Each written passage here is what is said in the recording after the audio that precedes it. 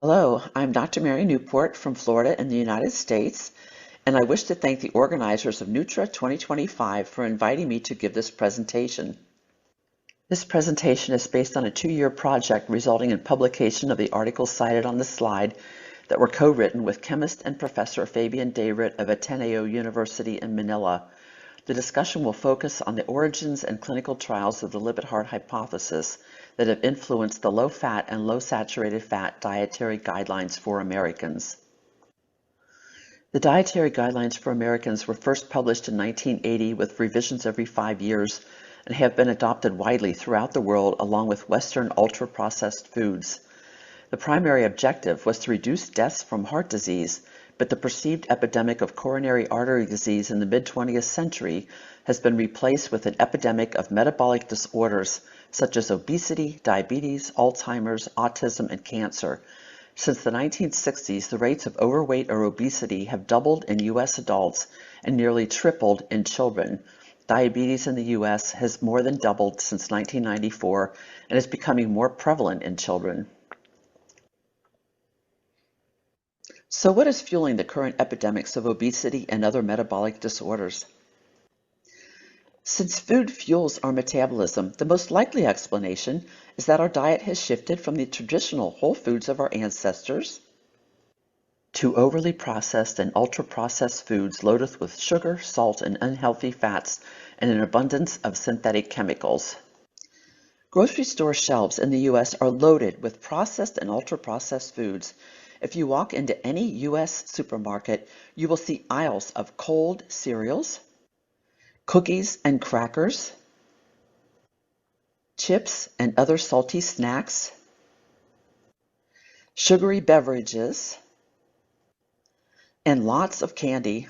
These types of foods are designed to be irresistible, and since people will buy what is available on their grocery store shelves, it is easy to understand how Americans have become so overweight. Even the food aisle for young infants carries snacks that are high in added sugar. Take, for example, this low-fat, soft-baked grain bar with minimal protein and 13 grams of sugar, of which 6 grams is added sugar, including sugar, invert sugar, tapioca syrup, cornstarch, and glycerin, which are underlined on the ingredients label. This would seem to set up a young infant for sugar cravings. The breastfed infant receives about 50% of total calories as fat, of which more than half is saturated fat. At a time when a young child's lipid-rich brain is growing rapidly, since 1990, the Dietary Guidelines for Americans has recommended limiting fat in children ages 2 years and older and to consume only low-fat and fat-free milk and other dairy products, as well as lean meats. In 2011, My Plate was introduced in the U.S., including a version for children showing no fat on the plate and instructions for proteins to keep it lean and to choose skim or 1% fat milk and yogurt. In 2020, almost 30% of U.S. children ages 2 to 4 were overweight or obese who received food through the Women's, Infants, and Children's Supplemental Food Program for low-income families, which must adhere to the Dietary Guidelines for Americans. So how did we get to this point? In the early 20th century in the U.S., it was rare for a physician to have a patient die from a heart attack. Around 1950, certain U.S. scientists observed that there appeared to be an epidemic of heart attacks that particularly seemed to affect middle-aged men. Before 1910, infections were the 3 leading causes of death, but in 1910, heart disease moved up from the 4th to the leading cause of death. At first glance, one might assume that something new happened to increase heart disease. However, public health measures beginning in the late 1800s, such as chlorination of water, pasteurization of milk, the medical practice of hand washing, and the development of vaccines greatly reduced deaths from infectious diseases. The introduction of penicillin and streptomycin further reduced deaths from pneumonia and flu and tuberculosis, which dropped off to the 6th and 7th leading causes of death by 1946. These health measures were so successful that the lifespan in the U.S. increased from 47 years for people born in 1900 to 69 years for people born in 1950. An intensive review of the U.S. vital statistics found that all-cause deaths dropped steadily with each decade beginning in 1900 in each age group, even the very elderly, and was particularly obvious for infants under 1 year of age who were now living much longer. Also, as millions more were living longer between 1900 and 1950, deaths from heart disease shifted from infants, children, and young adults to middle-aged and elderly adults. Heart disease tends to increase with advancing age and is still the leading cause of death in the U.S. and globally in the 2020s. This figure shows all-cause deaths in each age group by decade, next to deaths from heart disease. Even though it appears that diseases from the heart were increasing, people were living longer, fewer people were dying overall in each age group. More specifically, many fewer were dying from infectious diseases, and proportionately more people were dying from heart disease at a more advanced age. The heart is a hard-working pump from the moment we are born until we die, and if we live to a ripe old age and die of heart failure, it means that we did not die of cancer, infection, or another disorder at an earlier age.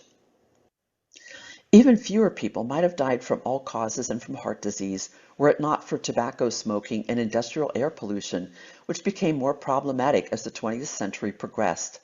The rise and fall in the incidence of heart disease in the U.S. coincided with the marked increase in cigarette consumption during the early 20th century, followed by a marked decline beginning in the 1960s after the U.S. Surgeon General issued a report announcing that tobacco smoking causes lung cancer. A later report by the U.S. Centers for Disease Control on Public Health Advances considered the decline in tobacco the major factor in the decline of heart disease and did not mention changes in dietary fat consumption. Importantly, the U.S. diet had shifted dramatically starting in the mid to late 1800s from consuming a diet of whole foods fresh from the farm to consuming more refined grains and refined sugar, canned vegetables, along with replacement of lard and butter with cheap hydrogenated margarines and shortenings with trans fats, which escalated rapidly after Crisco shortening came on the market in 1911. This graph shows the steady downhill trend in availability of animal-based fats and oils, shown in blue, beginning around 1940, compared to the upward trend in availability of plant-based oils and fats, shown in orange. USDA data shows that by 1955, availability of cheap hydrogenated margarines and shortenings containing trans fat began to exceed that of butter and lard. Over the same time period, deaths from heart disease also appeared to be increasing. This suggests that if fat was a factor, trans fat was more likely responsible for the increase in heart disease than butter and lard. The process of hydrogenation was patented in 1902 and is a process in which oils and fats are subjected to high heat and pressure with injection of hydrogen using an enzyme to change unsaturated fatty acids to saturated fatty acids. This process prolongs shelf life since saturated fats lack double bonds to which damaging particles can attach. In contrast, unsaturated fatty acids can bind to damaging particles and are therefore more prone to rancidity. With the invention of Crisco shortening in 1911, the cheaper hydrogenated shortenings, margarines, and oils were marketed and widely accepted by Americans as cheaper alternatives to butter and lard. The problem here is that hydrogenation leads to distortion and even moves the locations of double bonds in mono and polyunsaturated fatty acids, thereby producing trans fats. This causes the molecule to become stiffer than natural unsaturated or saturated fats, which reduces the fluidity of the cell membranes, interferes with what goes in and out of the cell, and shortens the lifespan of the cell. Trans fats have also been found to cause inflammation and calcification of arterial cells. Saturated fats have no double bonds and do not have the same biological properties as trans fats. Despite the fact that there were several other factors that could have contributed to the increase in heart disease, fat and saturated fat became the primary focus of research. By the early 1900s, investigators had discovered that cholesterol was a component of atherosclerosis and atheromas, which are plaques that form on the arterial wall. We now know that there are many other components in the plaques, including calcium, collagen, elastic fibers, fibroblasts, and a fibrous cap. The components of the plaque are very similar to those in a scab when we scrape our skin. However, the science focused on cholesterol as a cause of these lesions. Beginning in 1913, several studies were published in which rabbits were given over a period of weeks to months Large amounts of egg yolk, equivalent to as many as 9 egg yolks per day for an average human, which contain cholesterol equivalent to about 6 times what an average human consumes in a day. Many of the rabbits developed yellow streaks on their arteries, as well as severe damage to the liver, adrenal glands, and other organs. One investigator commented that rabbits are herbivores, eating only plants, and that the animal protein in the egg yolks could have been responsible for the lesions. However, other investigators concluded that the cholesterol in the eggs was the likely cause of the damage. More recently, pathologists have reported that atherosclerosis is present even in the fetus and appears to protect the arterial wall at points where arteries branch and are exposed to higher pressure from circulating blood. Likewise, atheromatous plaques appear to form on areas of arterial walls that are inflamed or otherwise damaged, such as from a spike in blood pressure or an infection. These pathologists believe that cholesterol is just one component of the repair process and not the cause of these abnormalities. Natural cholesterol has been demonized as a cause of heart disease, but is critical to life for humans and all other mammals. Natural cholesterol is made in nearly all cells and is produced abundantly in the liver, which increases or decreases production depending on how much dietary cholesterol is consumed. Cholesterol provides structural stability, fluidity, and flexibility for cell and organelle membranes and helps control what enters and leaves the cell.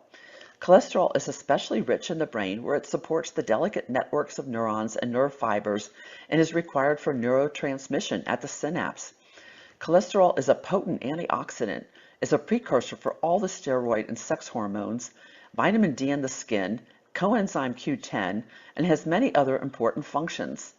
Many of this information was unknown when the studies of egg yolks and rabbits were conducted. Cholesterol is often confused with LDL and HDL particles, but is just one component of the particles and help maintain the structure of the cell. The antioxidant properties of cholesterol also protects the lipids carried to and from the body's tissues within the particle, which include unsaturated essential fatty acids, phosphatidylcholine, and fat-soluble vitamins. Reducing cholesterol in the LDL and HDL particles causes the particles to become smaller and denser and allows greater exposure of the less stable fatty acids within to damaging free radicals. Cholesterol itself can become damaged through oxidation when exposed to inflammatory conditions or infection, and by glycation related to chronically elevated blood glucose. Building on the earlier animal studies, Dr. Ancel Keys, a fish biologist and physiologist, proposed his lipid-heart hypothesis in 1953 after traveling in Europe, where he met several wealthy men who had been hospitalized with heart attacks and had unusually high serum cholesterol levels. Keys noted that cholesterol levels were lower on average in working-class men who ate less meat and dairy, but the levels were higher in the wealthier men who consumed more meat and pasta with heaps of Parmesan cheese and ice cream or rich pastries for dessert. Even though these meals were loaded with carbohydrates, Keys zeroed in on fat as the likely culprit in a 1953 article and specifically pointed to the newer hydrogenated salad and cooking oils and fats, margarines and mayonnaise, while speculating that replacing these new fats and oils with what he called more nourishing fats, referring to animal fats, could reduce fat intake and possibly reduce heart attacks. Key's idea was confirmed decades later when the U.S. Food and Drug Administration determined that trans fats were likely responsible for tens of thousands of heart attacks. However, Key's research took a turn in a different direction to focus on fat in general and saturated fat in particular. Based on the animal studies and several small, short clinical trials, Keys proposed his lipid-heart hypothesis that too much dietary fat and cholesterol causes fat and cholesterol to be deposited in arteries, thereby worsening atherosclerosis, which could lead to a heart attack. Keys further asserted that reducing serum cholesterol by reducing total fat and cholesterol intake and replacing saturated fat with polyunsaturated fat would reduce serum cholesterol as well as the risk of developing heart disease. Also in 1953, Ancel Keys gave several presentations and published another article about his lipid-heart hypothesis, which included the graph shown on the slide. Keys had plotted data from 6 countries, which appeared to show that the more fat a man consumed, the more likely he might die from heart disease. This graph is often mistakenly attributed to the 7 countries study. However, this was drawn by Keys from data reported years earlier. Prominent nutrition researcher Dr. George Mann and others published information refuting this claim. Mann pointed out that there were actually data sets available for 22 countries when Keyes plotted his graph of 6 countries. And when all data sets were plotted, there was a random distribution suggesting that total fat intake had little to do with heart disease mortality. Before Keyes' hypothesis came along, other researchers had already implicated excessive sugar intake as a possible culprit in many animal and human studies. This was reasonable since sugar consumption in the U.S. had increased from about 3 kilograms per person per year in 1820 to 36 kilograms per year by the 1930s. However, in 1952, the sugar industry saw large drops in their profits when the first artificially sweetened beverages came on the market. In 1954, Henry Haas, the president of the Sugar Research Foundation, identified a strategic opportunity to increase sugar industry profits by encouraging Americans to eat a low-fat diet which would increase their consumption of sugar by 1/3. This organization funded a major 2-part review in the prestigious New England Journal of Medicine to downplay the role of sugar and promote fat as the major culprit in heart disease. It appears that their efforts were successful since recommendations to consume a low-fat diet came not long after. During the 1950s and 60s, Keyes and his associates conducted numerous small studies, mainly in men who were confined to a mental hospital, who were consuming the same diet which could easily be designed to increase or decrease total fat and to substitute one oil or fat for another.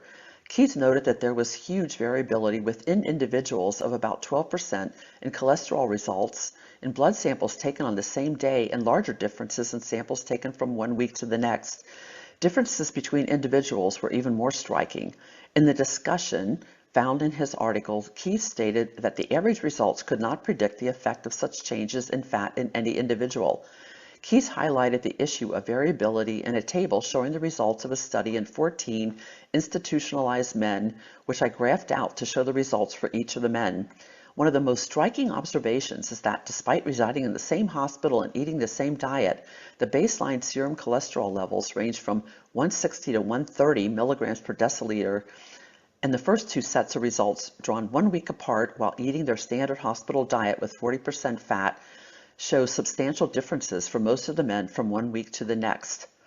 The men were then placed on a low-fat diet of 8 to 15%, and most, but not all, saw their cholesterol levels drop precipitously, appearing to stabilize after 2 weeks. However, the levels then increased in about half the men with each of the next 2 blood draws, suggesting that the cholesterol levels had not in fact stabilized for many of the individuals. Keyes was determined to develop an equation that would predict serum cholesterol levels based on the ratios of saturated fat and polyunsaturated fat in the diet. With limited ability to measure fatty acid compositions, Keyes and other nutrition researchers at the time considered saturated fat to be equivalent to solid fat. The term solid fat was first used in the early 20th century to describe any fat that is solid at room temperature, which can actually vary considerably if you live in parts of the world with a colder or warmer climate. The term saturated fat was not used until the 1940s to describe the chemical structure of fatty acids that have no double bonds and therefore are fully saturated with hydrogen atoms. Since hydrogenation produces saturated fat, solid fats like lard and butter were grouped together in dietary fat studies with hydrogenated margarines and shortenings, simply because they were solid at room temperature. There is a mistaken belief that saturated fat is always solid fat. In fact, medium-chain triglyceride oil, or MCT oil, which is extracted from coconut oil or palm kernel oil, is 100% saturated fat, but is completely liquid at room temperature and only becomes solid below 5 degrees centigrade. Virgin coconut oil, which contains about 84% saturated fat, is semi-solid at 23 degrees centigrade, but is completely liquid at 27 degrees centigrade, likely because most of the saturated fat consists of medium-chain triglycerides. Beef tallow contains much less saturated fat than coconut oil, but is still semi-solid at 27 degrees centigrade and does not melt until the temperature reaches at least 37.7 degrees centigrade. While trying to work out his cholesterol prediction equation, Keyes found that many of the solid fats did not increase serum cholesterol levels as predicted. For example, he found that butter had very little effect on serum cholesterol and that fats high in proportions of stearic acid, like cocoa butter, seemed to reduce total cholesterol levels. Even fully hydrogenated coconut oil did not increase serum cholesterol as predicted, which Keith speculated was likely due to the high content of medium-chain fatty acids. Beef tallow did not increase serum cholesterol. Even though beef tallow is classified as a saturated fat, it actually contains more monounsaturated than saturated fat. Despite these inconsistencies, Keith's equation has been used for decades to predict the effects of fats on serum cholesterol when designing dietary fat studies. Keith found in repeated studies that even large amounts of dietary cholesterol had little effect, which he reported in a 1956 article. Other larger studies that we will discuss shortly also failed to show a significant effect of dietary cholesterol on total serum cholesterol or an effect of reducing mortality from heart disease. Nevertheless, beginning in 1961, the American Heart Association and in 1980, the Dietary Guidelines for Americans strongly recommended limiting consumption of foods such as eggs and other animal-based foods that are high in cholesterol. Finally, in 2020, the American Heart Association discontinued the recommendation to limit dietary cholesterol, and the most recent 2020 Dietary Guidelines for Americans place less emphasis on limiting dietary cholesterol. Meanwhile, back in 1955, Dr. Irvine Page, a cardiologist, was installed as president of the American Heart Association. This organization conducted a huge fundraiser to support studies of the lipid-heart hypothesis, which appeared on all three of the major television broadcast stations in the U.S. Doctors who were interviewed recommended that people adopt a prudent diet to reduce their risk of having a heart attack. In 1961, before any of the large dietary fat studies were completed, the AHA published their first advisory on dietary fat and heart disease, claiming that there was sufficient evidence to justify these recommendations for the public at large. The AHA recommended reducing total fat and dietary cholesterol intake by replacing animal fats with vegetable oils, margarine, skim milk, chicken, and cold cereal. They recommended replacing nearly all animal fats with industrial sources, such as replacing butter with margarines. A 1995 expert panel revealed that nearly all vegetable cooking oils and salad oils in U.S. households from the 1960s to the 1980s were fully or partially hydrogenated. This led to a major flaw in the clinical trials of the lipid-heart hypothesis conducted over the next several decades, that natural animal fats and industrial trans fats were not studied separately. This slide shows the timeline of the major dietary fat studies undertaken by U.S. investigators in the second half of the 20th century, each of which we will discuss. The decades-long Framingham multi-generational study began in 1948 and was undertaken to try to determine risk factors that might explain the increasing rates of heart attacks and related deaths. Dietary information was collected but was not reported for nearly 40 years. An analysis of food records in 1987 found no association between serum total cholesterol levels and dietary intake, including total fat or animal fat, cholesterol intake, or the ratio of plant to animal fat. They reported that the dietary intakes of people who did and did not develop coronary heart disease was the same, and that no aspect of diet correlated with the development of coronary heart disease. In 1992, 44 years after the study began, the director of the Framingham study lamented that most of what we know about the effects of diet factors, particularly the saturation of fat and cholesterol, on serum lipid parameters derives from metabolic ward-type studies. Alas, such findings within a cohort studied over time have been disappointing. Indeed, the findings have been contradictory.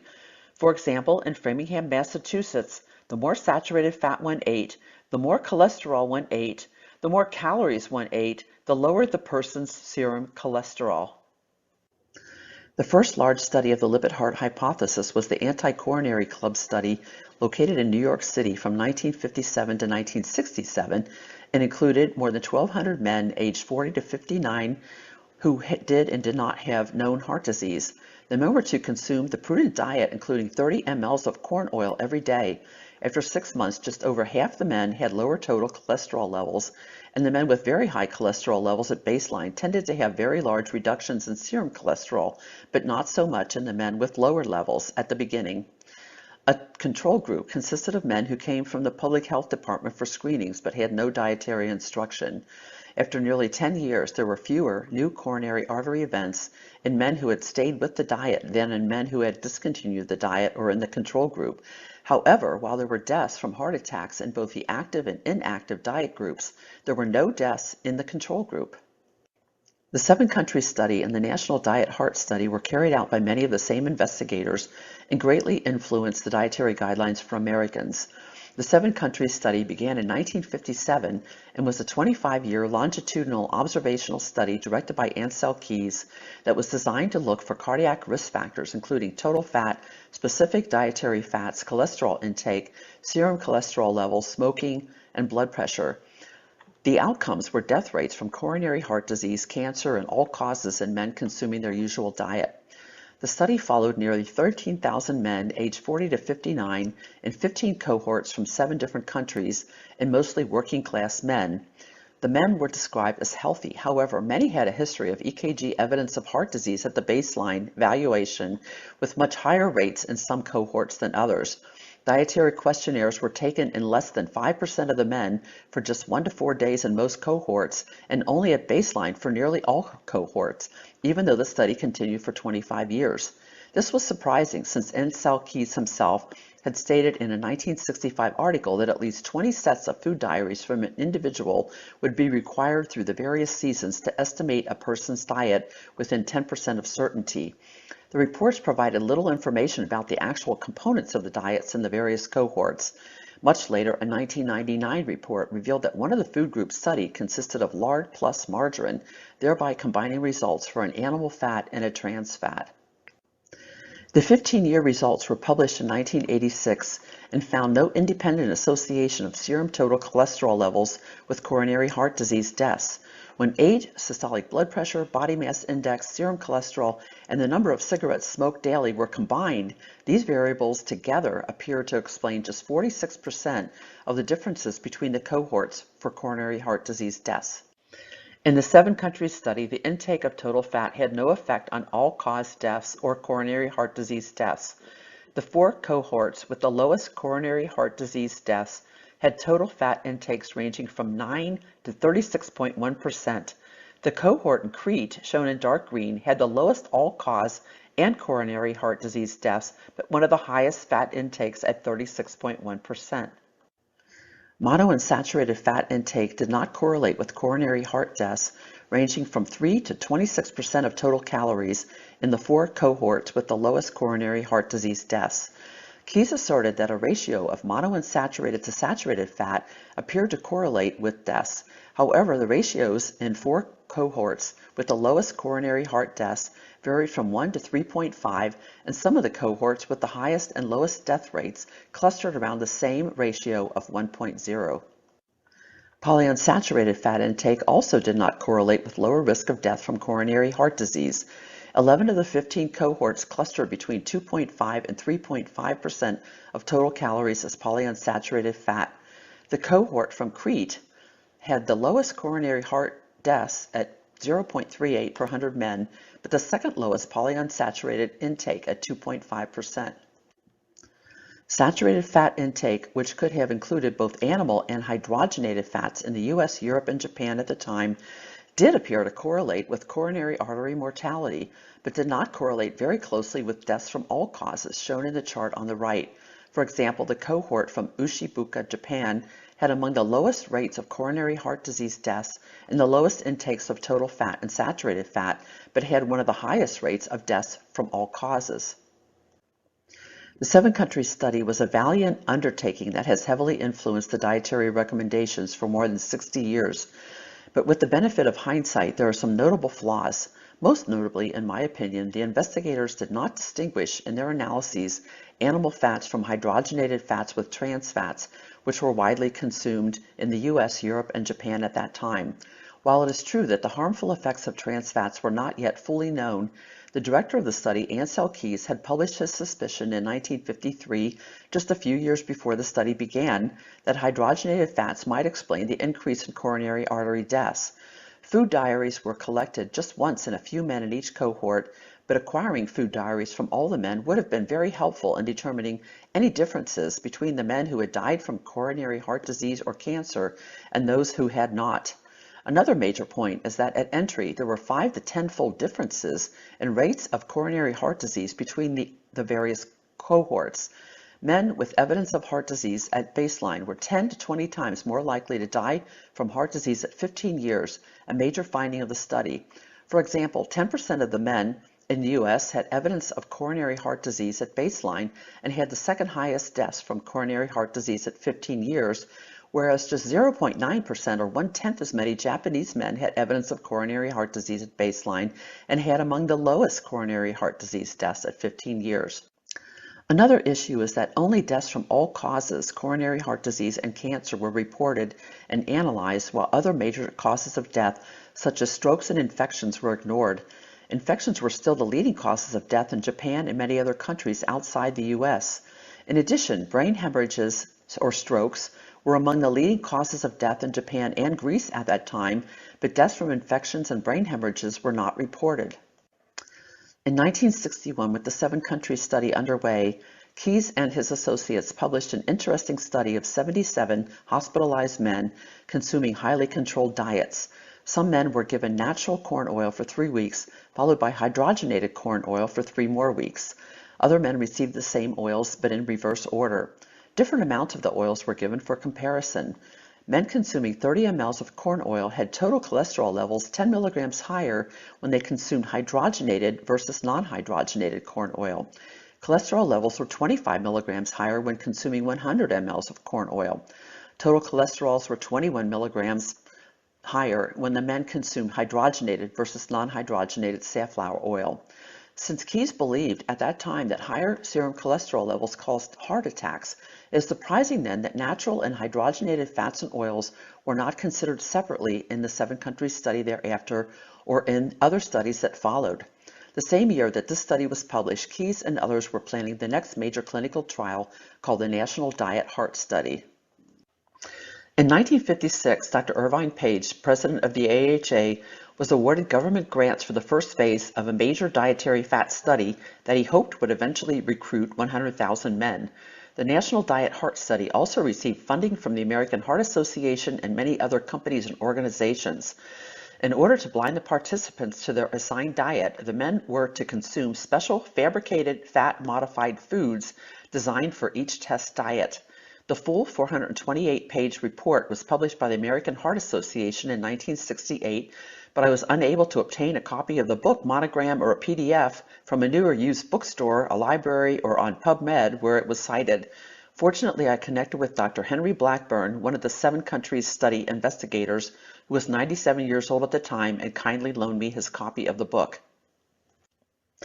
The National Diet Heart Study was an extremely expensive study that took years of planning and began with a 1-year feasibility study of 1,062 men only, and that was extended for those who agreed to 18 months. Most of the men were recruited who lived near 5 food distribution open centers, and some lived in the mental hospital facility where Ansel Keys was the primary investigator. The baseline total cholesterol levels ranged from 150 to 350 milligrams per deciliter. As shown on the table, diets B and C differed mainly in the percentage of total fat of 30 and 40% respectively. Though considered to be a controlled diet, Diet D was not a true control since special foods were provided. However, Diet D was designed to resemble a typical U.S. diet that was very high in saturated fat and dietary cholesterol. A group of men at one center assigned to Diet X received dietary instruction but no special foods. Diet E was used at the mental hospital and had an extremely high ratio of polyunsaturated to saturated fat compared to the other diets. There was also a second 6-month study with new individuals to test some changes in the diets. A peculiar feature of the study was that the diets were designed for weight loss, cutting total calories by 300 to 355 per day for each diet group, thereby introducing a confounding variable since weight loss was well known at the time to decrease serum cholesterol, the main outcome of the study. Most sources of natural saturated fat were greatly reduced for all subjects, and more than 30 food manufacturers created numerous processed and imitation foods for distribution at the open centers. This table, retyped from the report, shows the food center shopping list with numerous ultra-processed foods, such as imitation ice cream and imitation eggs and sauces. Processed meats were injected with oils that were different for each diet. The foods were labeled, for example, diet A, B, C, or D, to maintain blinding on the part of the subjects. This table shows the fats and oils that the food companies were to use in creating the special foods. Notably, coconut oil is not on the list. The study found no effect of dietary cholesterol on serum cholesterol. There was no significant difference at any time point in serum cholesterol levels for men consuming the 40% versus 30% fat diets. Increasing the ratio of polyunsaturated to saturated fat also had no effect on serum cholesterol. The serum cholesterol levels were at the lowest point between 2 and 12 weeks and trended upward for the remainder of the 52-week study and the subsequent 6-month extension. The average man participating lost 2.7 kilograms during the first 4 months, after which body weight and average serum cholesterol levels trended upward. The report stated that there was an apparent effect of both recent and remote weight change on total cholesterol levels even after the effects of reported dietary fats had been allowed for.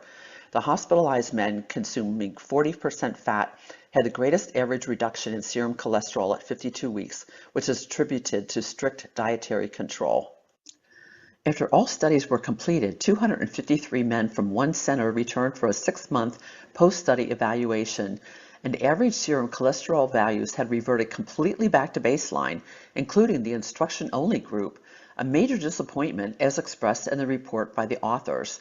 They also found high variability within and between individuals in their responses to the diets. Outcomes were reported even though the study was not long enough or have enough subjects to look at long-term outcomes. A total of 11 men experienced serious adverse cardiovascular events, of which 5 were in the control group and 6 in the prudent diet groups. 5 of the 6 deaths were in people consuming the diet that was lowest in saturated fat and highest in polyunsaturated fat. There was 1 fatal cardiac event at the closed hospital, but the man's diet was not specified. The larger 100,000-man study did not receive funding to move forward. In my opinion, the most serious flaw of the National Diet-Heart Study was that all groups received fully hydrogenated and/or partially hydrogenated fats and oils with trans fats, despite Key's study from 1961 showing higher total cholesterol levels for men consuming hydrogenated versus non-hydrogenated oils. In addition, the diets were designed for weight loss, which was successful, but introduced a significant confounding variable. It is highly likely that the food companies placed their newly created ultra-processed foods on grocery store shelves, which accelerated the shift away from whole foods toward ultra-processed and imitation foods. The idea that the National Diet-Heart Study accelerated these foods on grocery store shelves is supported in a 1995 report of an expert panel on trans fat that was commissioned by the International Life Sciences Institute, which was organized by a senior vice president of Coca-Cola. The panel was chaired by prominent AHA member Pennycris Etherton. The introduction of the report stated, "The continued introduction of a wide variety of reduced fat and fat-free products into the marketplace should reduce both total fat and trans fatty acid intake. Since 1978, there has been more than a 2-fold increase in the number of adult Americans who consume such products." She further stated that the Healthy People 2000 goal of having 5,000 marketed products that are reduced in fat and saturated fat by the year 2000 has already been met. More than 5,600 fat-modified products are now available. The expert panel determined that saturated fat was more harmful than trans fat because it resulted in higher serum cholesterol based on a limited number of mostly small short studies that could not determine causality. They concluded that further studies were needed before they could recommend avoiding trans fat. Several panel members wrote opposing commentaries warning that trans fats were responsible for heart attacks. A decade later, the Food and Drug Administration agreed with the dissenters and required labeling of trans fats and eventually severely limited trans fats in foods by 2018. 2 studies that began shortly after the National Diet-Heart Study ended were not published until after completion and not for many years later. The Sydney Diet-Heart Study was conducted in Australia from 1967 to 1973 to study the lipid-heart hypothesis. This was a randomized controlled trial of 438 men aged 30 to 49, half of whom were the control group with no dietary instruction. The other half were instructed to replace all saturated fat foods with oils, margarines, and shortenings made with safflower oil, which is very high in linoleic acid and contains no omega-3 fatty acids. Serum cholesterol levels were lower in both groups at the end of 1 year, but more so in the safflower oil group. The results were not published by the investigator, but an analysis of raw data by a group at the National Institutes of Health in the U.S., published 50 years later in 2013, found that the safflower oil group has significantly higher rates of all-cause deaths, cardiovascular deaths, and specifically coronary artery deaths.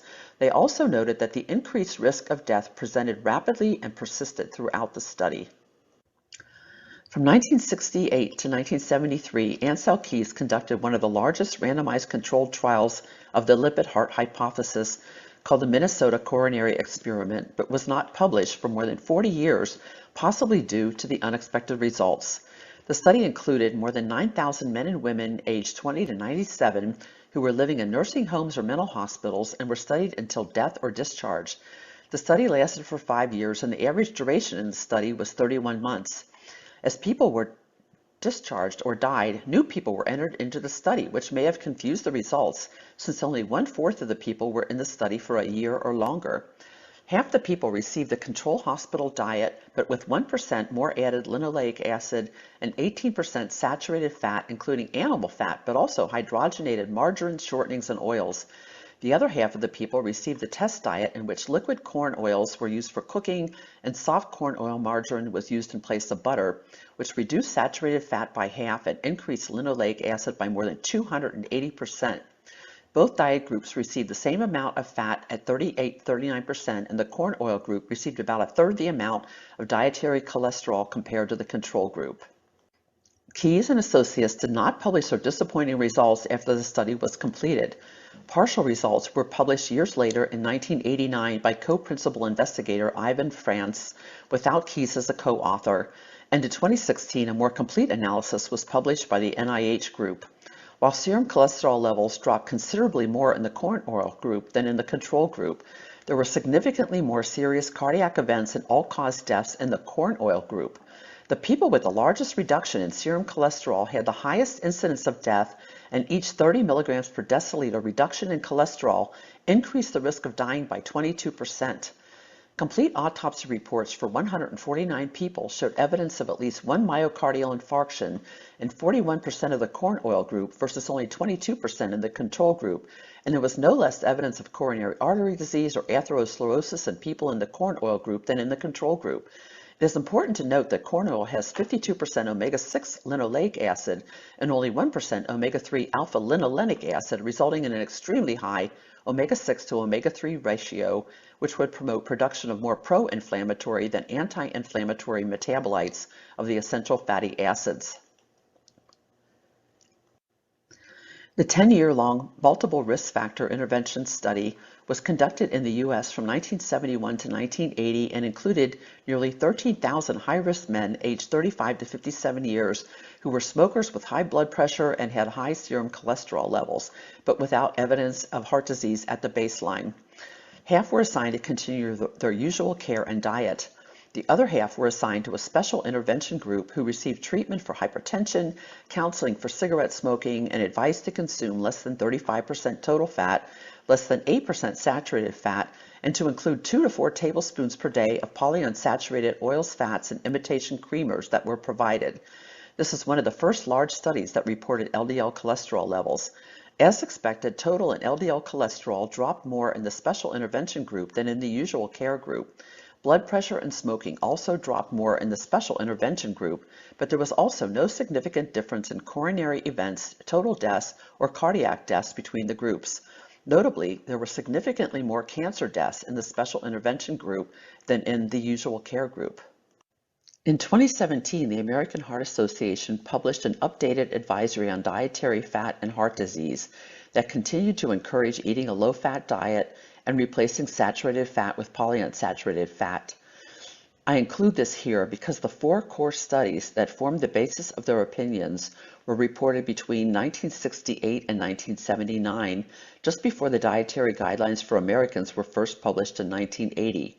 All 4 of the core studies showed that replacing saturated fat with polyunsaturated fat substantially reduced serum cholesterol levels. However, none of the 4 studies reported statistically significant differences in total mortality and coronary heart events or deaths after participants were on the diet for years. All 4 groups of authors concluded that there was no apparent effect of a change in diet on these outcomes. The 2017 AHA advisory also cited a systematic review and meta-analysis by Mozaffarian and others from 2010 to support its recommendations on saturated fat.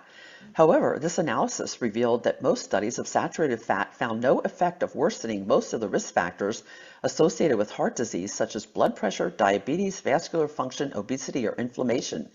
They found that replacing saturated fat with polyunsaturated fat tended to lower total and LDL cholesterol and ApoB, but also had negative effects of lowering HDL, ApoA1, and the total cholesterol to HDL ratio, which correlates well with risk of heart disease.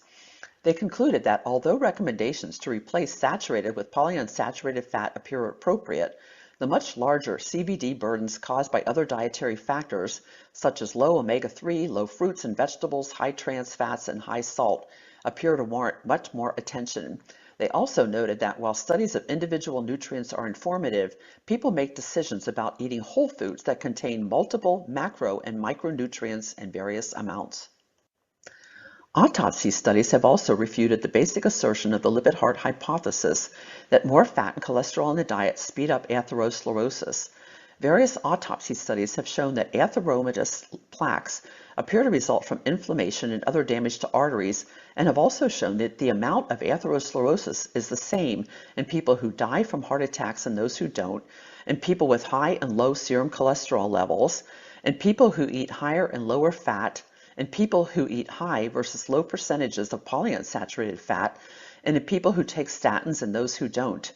Autopsy studies have also shown that concentrations of cholesterol and other lipids in atheromas and atherosclerotic areas are the same for people who consume low versus high percentages of polyunsaturated fat. The bottom line is that the major dietary fat studies of the 20th century did show that replacing saturated fat with polyunsaturated fat tends to reduce total serum cholesterol levels on average, at least temporarily, but failed to show that manipulating fats in this way has any effect on reducing deaths from heart disease. Likewise, eating a low-fat diet has no effect of sustaining a reduction in serum cholesterol or reducing cardiac deaths, and reducing dietary cholesterol also has no effect of reducing cardiac deaths. In 1977, the U.S. Congress enacted a law that mandated publication of the Dietary Guidelines for Americans in 1980 and every 5 years thereafter, following testimony by 10 physicians from Harvard and the American Heart Association recommending a low-fat diet and replacing saturated fat with polyunsaturated fat to reduce mortality from coronary heart disease, despite the lack of evidence from the clinical trials that had been conducted up until then. Since 1980 and in every version up to 2020, the Dietary Guidelines for Americans have recommended eating a low-fat diet and replacing saturated fat with polyunsaturated fat, despite the failure of any of the major studies to show that doing so reduces mortality from heart disease. The low-fat guidelines initially applied only to adults, but were added for children ages 2 and older in 1990, while also encouraging consumption of fat-free and low-fat milk and other dairy products for everyone over age 2. Concerns about hydrogenated fats and trans fats did not appear until the 2000 version, which also began to address the problem of added sugar and climbing obesity rates. The 2010 version of the Dietary Guidelines increased the limit for total fat to 40% for children ages 1 to 3 years and stressed limiting partially hydrogenated oil and trans fats. The 2015 version began to place more emphasis on healthy eating patterns and removed specific limits on total fat. However, the dietary patterns were low fat, and the advice to consume only fat-free or low-fat dairy continued.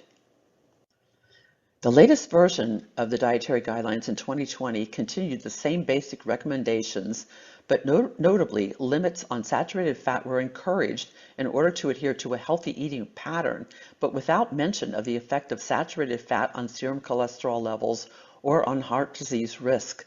The 2025 version is in progress, but is on hold due to the change in the current administration. In conjunction with the 1990 guidelines, the USDA put out the food pyramid, which recommended eating 6 to 11 servings of grains per day and grouped fats, sugars, and sweets at the top of the pyramid with advice to use sparingly. The food pyramid was replaced by My Plate in 2011, which shows no fat on the plate, and the accompanying explanation emphasizes consuming lean meats and fat-free or low-fat milk and other dairy products. Several more recent studies have also confirmed the results of the previous studies we have discussed, showing that reducing total fat intake or saturated fat do not reduce the risk of dying from heart disease. The Women's Health Initiative was a randomized controlled trial conducted in the U.S. from 1991 to 2005 and included nearly 49,000 postmenopausal women who were over age 50. After 3 years, there was a slightly lower body weight and LDL cholesterol level in the group who received intensive repeated instruction for a diet with just 20% fat compared to the control group, who only received a copy of the 1990 dietary guidelines for Americans. After 8 years, there were no differences between the control group and the very low-fat diet group in the cardiac events or deaths, fatal or non-fatal strokes, or rates of breast or colorectal cancer. The prospective urban-rural epidemiology study, also called the PURE study, followed health outcomes and dietary intakes for each food group in more than 135,000 people aged 35 to 70 years from 18 countries for an average of 7.4 years. They reported in 2017 that a higher intake of carbohydrates was associated with a higher total mortality, but not with cardiovascular disease or deaths. A higher intake of total fat in each type of fat, including saturated fat, was associated with a lower than average risk of dying prematurely and was not associated with a higher risk of heart disease, heart attacks, or heart-related deaths. A higher intake of saturated fat intake was actually associated with a lower risk of stroke. A PURE study report published in 2023 of more than 147,000 people in 80 countries divided the data into quintiles from the least to the most healthy people in terms of health outcomes and looked at how much of each specific types of nutrients they consumed. They found that a diet comprised of higher amounts of fruit, vegetables, nuts, legumes, fish, and whole-fat dairy was associated with lower CVD and mortality in all world regions, especially in countries with lower income where consumption of these foods is low. Also, compared to the less healthy groups, the healthiest group consumed more total fat, more saturated fat, monounsaturated fat, and slightly more polyunsaturated fat, as well as more dietary cholesterol, more total protein, more eggs, more whole-fat dairy, unprocessed red meats and white meats, and less carbohydrates. The results of this very large, long study appears to refute the lipid-heart hypothesis and the dietary guidelines that are still based on the outdated idea that reducing fat and cholesterol intake will reduce deaths from heart attacks. The Institute for Health Metrics and Evaluation is an organization in the U.S. that intensively studies trends in health risk factors for mortality and many specific health-related disorders such as heart disease, diabetes, and Alzheimer's. They published a report for 2017, including this chart showing the numbers of deaths globally that were attributed to health risk factors. There were more than 56 million deaths that year, of which about half were associated with a variety of nutritional factors, such as high blood sugar, obesity, or a diet high in salt, or a diet low in calcium. However, none of these risk factors is a diet high in fat or a diet high in saturated fat. Even the American Diabetes Association has taken a newer approach in the recommendations for controlling blood sugar, now recognizing that a high carbohydrate, low-fat diet isn't appropriate for everyone. In their 2019 guidelines, they acknowledge studies showing that eating low and very low carbohydrate diets and replacing carbohydrates with fat can help control blood glucose, increase HDL cholesterol levels, and lower triglyceride levels and promote weight loss, which may lower cardiovascular risk. I wish to take a few minutes now to focus on coconut oil and share my recently published article co-written with chemist and university professor Fabian Dayrit, in which we review the population studies and meta-analyses of people consuming coconut oil compared to other oils and present our own analysis of 26 studies of people consuming coconut oil. Coconut oil accounted for less than 1% of edible oil consumption in the United States in the 20th century and could not have explained the rise in coronary artery disease. None of the larger, longer studies of the 20th century specifically studied coconut oil except as a fat to avoid. Since its first edition in 1980, the Dietary Guidelines for Americans has consistently recommended limiting saturated fat, including coconut oil in most versions. Coconut oil was characterized as an artery-clogging fat because it is a predominantly saturated fat that ostensibly raises total cholesterol and LDL cholesterol, which may lead to heart disease. However, no studies have shown that coconut oil is responsible for adverse, fatal, or non-fatal cardiac events. The so-called saturated fats are a heterogeneous group and differ widely in the amount of saturated fat they actually contain. Most of the saturated fats in coconut oil are the medium-chain fatty acids shown in blue and are much more prominent in coconut oil than any of the other animal or vegetable fats shown on the chart. Only milk fat or butter has a significant amount of MCTs. In fact, MCTs are found in human milk and predominantly lauric acid, roughly half of coconut oil, which is highly antimicrobial and has been shown to protect the newborn from infection. The amount of long-chain saturated fatty acids shown in dark orange and red in coconut oil are in the same range as most other polyunsaturated and monounsaturated vegetable oils. Medium-chain triglyceride oils have been used for their therapeutic and nutritional benefits in all age groups since the 1960s, with new indications emerging over the past 2 decades. Coconut oil is so unique that results of studies using lard or palm oil should not be used to make assumptions about the effects of coconut oil. In fact, lard has more monounsaturated than saturated fat and should be reclassified as such. This slide shows the criteria used to arrive at 25 full-text articles reporting complete lipid profile results for the 26 studies used in our analysis. The 26 studies are listed by duration and include 29 groups with 984 individual sets of complete lipid profile data for baseline and final results during a coconut oil test period. The studies were quite heterogeneous regarding participant selection, amount consumed, duration, and study design. This slide shows the differences from baseline to the end of the coconut oil test period for total LDL, HDL cholesterols, and triglycerides for all studies combined, highlighted in yellow, and for each study duration. Average total cholesterol and LDL cholesterol results were variable, but neither had an increase of more than 0.8% from baseline for all studies combined or for any study duration. On the other hand, average HDL-C levels increased and triglyceride levels decreased for all studies combined and for all study durations. This slide summarizes the results for each of the 26 studies arranged by duration and highlights the great variability in average lipid parameter results for the individual studies, more than half of which were conducted for 8 weeks or less, and nearly half studied 20 or fewer people. This summary table shows that there was a wide range of average baseline values, final values, and average differences in lipid parameters while consuming coconut oil. Standard deviations were also quite large in many studies, most prominently in those of short duration, suggesting that there is a wide variability in response among individuals that could result in a large increase or decrease in lipid values. It is misleading to declare that coconut oil increases total cholesterol and LDL-C when there is so much variability in the data. The results of the long-term study with 194 data sets at 1 and 2 years shows minimal change in total cholesterol and LDL-C levels and suggests that large increases or decreases in lipid values may be transient and return to baseline as the individual's metabolism adjusts to this change in diet.